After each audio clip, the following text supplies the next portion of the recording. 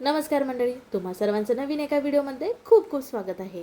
तुम्ही कधी लिंबू किसून लिंबू फ्लेवरची ही रेसिपी केली का हो? एकदम जबरदस्त, घरच्या साहित्यात परफेक्ट अशी होते बरे का. एकदा जर बनवून घरातल्या मंडळींना खायला दिलात ना, पुन्हा तुम्हाला ही रेसिपी करायला सांगणार, 100% गॅरंटी देऊन सांगते बरे का.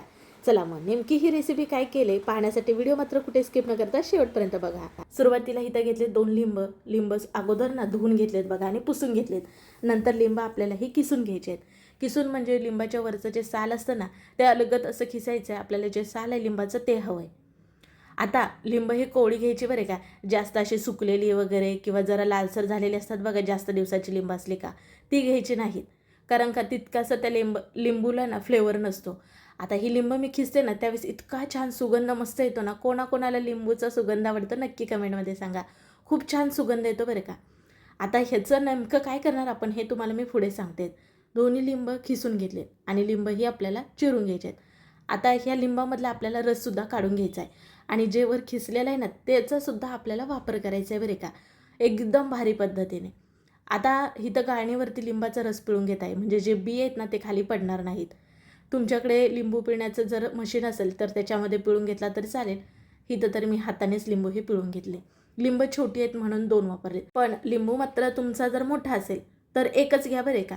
साधारण एक 3 ते 4 चमच लिंबाचा रस निघावा या साईजचा लिंबू घ्यायचा आहे. आता खिसलेली ही लिंबाची साल, ह्या लिंबाचा रस पुढे कुठे वापरायचं सांगतेच तुम्हाला, तोपर्यंत जरा बाजूला ठेवूयात.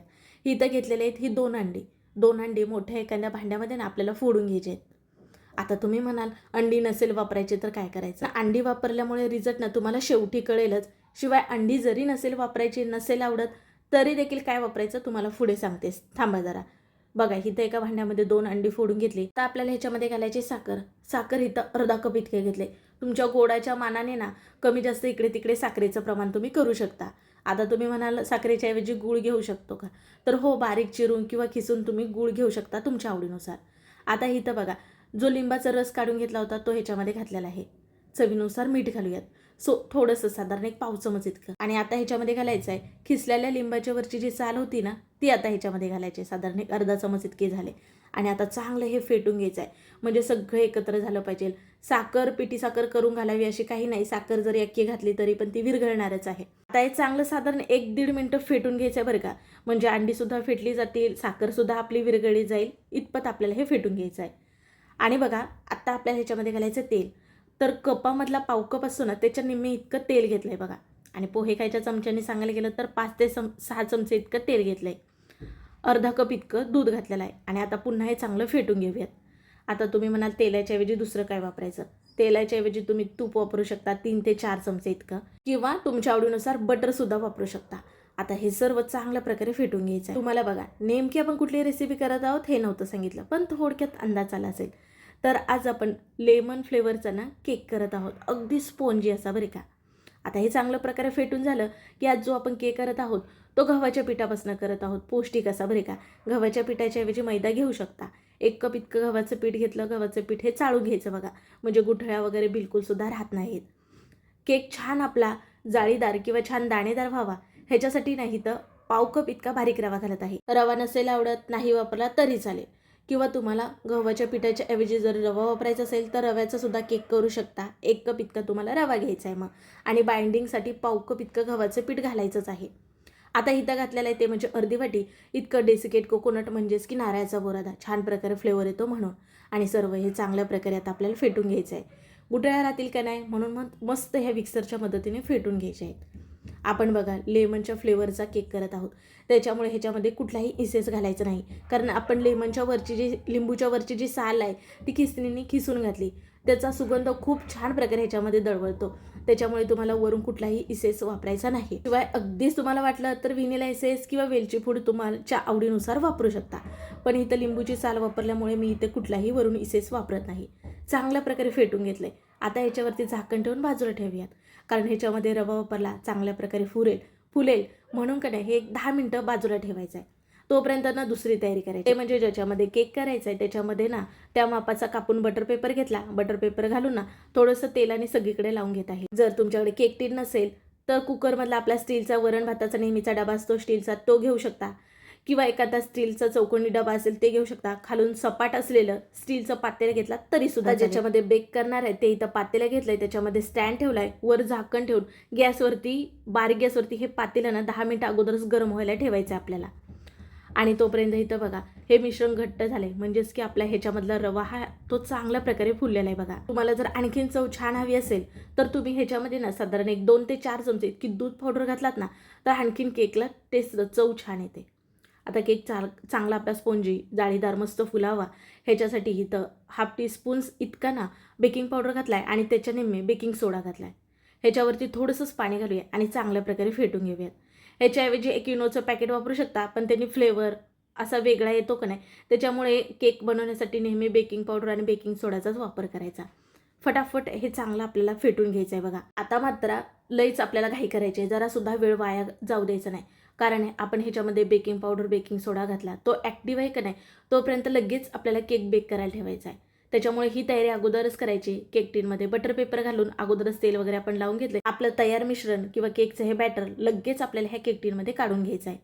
बटर पेपर नसेल तर वहीचं एखादं कोरं पाणी घ्या, त्याला दोन्ही बाजूने तेल किंवा तूप लावून घ्या आणि त्या मापाचा कापून वापरू शकता तुम्ही. हलकंसं टॅब इथं करून घेतलंय आणि हे पातेलं गॅसवरती अगोदरच गरम करायला ठेवलं होतं. मध्यभागी हा केक टीन नेऊन ठेवायचा, वरती झाकण ठेवूयात. गॅस मात्र बारीकच ठेवायचा आहे तुम्हाला. आणि जवळजवळ इथं ना मी 20 ते 25 मिनिटात तर पाहत आहे. केक चांगला फुलून वर आलाय पण रंग आलेला नाही, त्यामुळे पटकन झाकण झाकूया. आणि आता एकूण 30 मिनिटानंतर इथं मी केक पाहत आहे. तुम्हाला वेळ थोडाफार इकडे तिकडे लागू शकतो बरे का, कारण तुम्ही जे पातेलं ठेवला ते जाड आहे पातळ आहे त्याच्यानुसार आहे. मध्ये तुम्हाला 20 ते 25 मिनिटं झाल्यानंतर चेक करायचं आहे. आता इथं बघा सुरी घालून बघितली तर 2 वेळा सुरी घातली तर क्लीन स्वच्छ आली, म्हणजे हा केक आपला तयार झाला आहे समजायचं. शिवाय ह्याच्या कडा ज्या आहेत त्या छान लालसर झाल्यात, म्हणजे समजायचा हा आपला केक चांगल्या प्रकारे बेक झाला आहे. खाली पातेल्यामध्ये पाणी मीठ बिलकुलसुद्धा काही घातलेलं नाही. बरेच जणांना तो सुद्धा प्रश्न पडतो. आता थंड झाला की केक हा आपण वेगळा करून घेऊयात. तसं तर ह्याच्या अगोदर मी वेगवेगळ्या प्रकारचे तुम्हाला केकचे व्हिडिओ शेअर केलेलेच आहेत बरं का. सर्व व्हिडिओ आपल्या चॅनलवरती अपलोड आहेतच, पाहायला विसरू नका. आता बघा तुम्हाला सांगितलं होतं अंड नसेल वापरायचं तर तिथे काय वापरायचं. अंड न वापरता सुद्धा तुम्ही केक करू शकता, ह्यांचे व्हिडिओ आपल्या चॅनलवरती अपलोड आहेतच. शिवाय अंड नसेल वापरायचं तर तुम्ही अर्धा कप इतकं दही वापरू शकता, मस्त स्पोंजी असा केक होतो. आणि तुम्हाला म्हटलं होतं अंड घातल्यामुळे काय होतं, केकला स्पोंज बघा अगदी मस्त मार्केटमध्ये मिळतो ना तसा केक झालेला आहे बघा स्पोंजी असा, त्यामुळे अंड वापरलं. अगदी अंड न वापरता सुद्धा छान प्रकारे केक होतो बरं का.